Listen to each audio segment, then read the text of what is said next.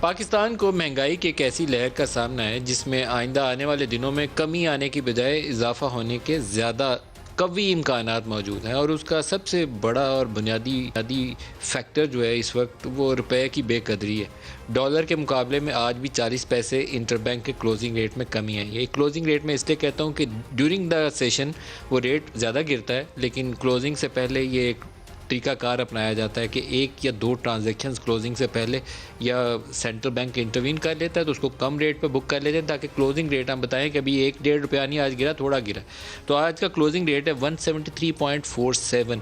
یہ inter bank میں پاکستان کی ہسٹری میں یہ ہائیسٹ ایور جو روپی کی سب سے زیادہ کمی ڈالر کے مقابلے میں دیکھنے میں آئی، وہ یہی ریٹ ہے جو آج کا کلوزنگ ریٹ ہے۔ اور اس کے ساتھ ایک چیز ہمیں نظر رکھنے کی بہت ضرورت ہے، وہ یہ ہے کہ سینٹرل بینک پچھلے کچھ عرصے میں مارکیٹ انٹرونشن کے ذریعے جو روپے کو استحکام دینے کی خاطر یا اس کو زیادہ ڈی ویلیویشن سے بچانے کی خاطر جو ڈالر مارکیٹ میں ڈالتا ہے وہ کتنے ہیں۔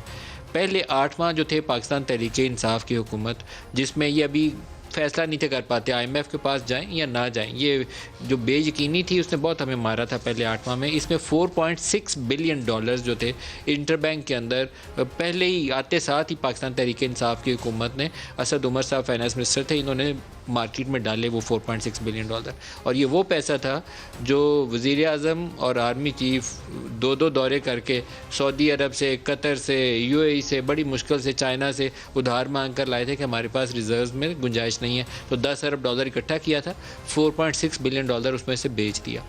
پھر ان کا طریقہ کار جو ہے وہ مسلسل ایک ایسا سوالیہ نشان ہے اس کے اوپر کہ روپے کو ایک دفعہ 143 پہ لے گئے، پھر 136 پہ لے آئے، پھر 170، 168، 169 پہ چلا گیا، اس کو دوبارہ کھینچا 152 پہ لے آئے، اب 152 سے اس نے دوبارہ جمپ کیا ہے اور 173 کراس کر گیا۔ یہ ایکسچینج ریٹ مینجمنٹ کا بہرحال دنیا میں کہیں پہ بھی جو مروجہ طریقے ہیں اس سے یہ مطابقت نہیں رکھتا۔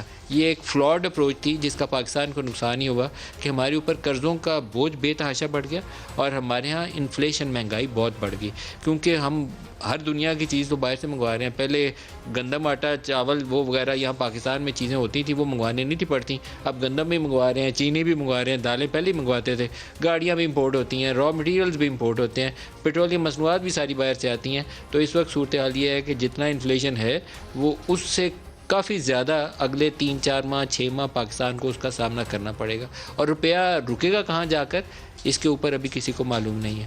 آئی ایم ایف کے ساتھ جو ٹاکس ہو رہی ہیں واشنگٹن میں، جو پہلے کہا جاتا تھا کہ انکنکلوسیو ہیں، اس میں اب تھوڑا سا امکان پیدا ہوا ہے کہ ہم آگے بڑھ جائیں، لیکن I M F prior actions کے اوپر اس وقت جتنی بات ہمیں سننے میں آئی ہے کہ پرائر ایکشنز کے اوپر زور دے رہا ہے۔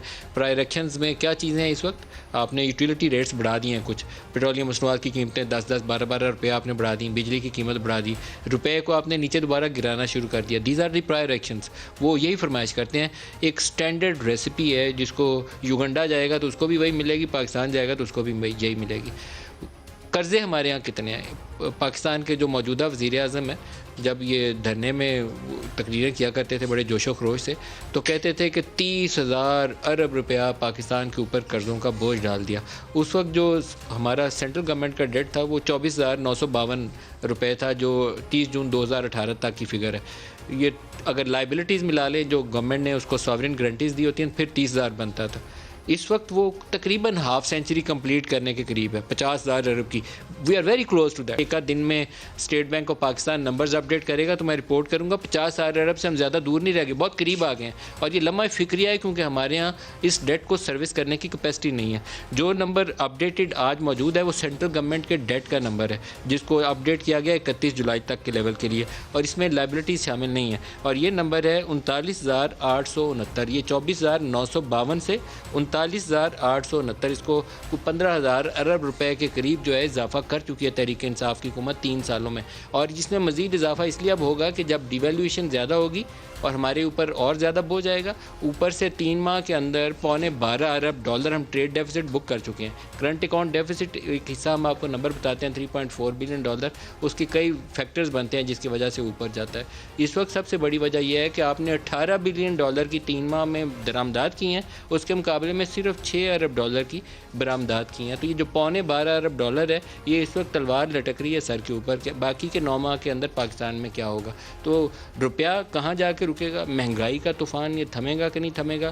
ہمارے پاس وے فارورڈ کیا ہے؟ کوئی حکمت عملی ہے؟ یا جب بھی ہم IMF کے ساتھ رولا ہو جاتا ہے وہاں جا کے واشنگٹن میں وہ جو سامنے ہمارے خط لکھتے ہیں ہم کو گھی مار کے آ جاتے ہیں، اس سے پاکستان میں استحکام نہیں آ سکتا۔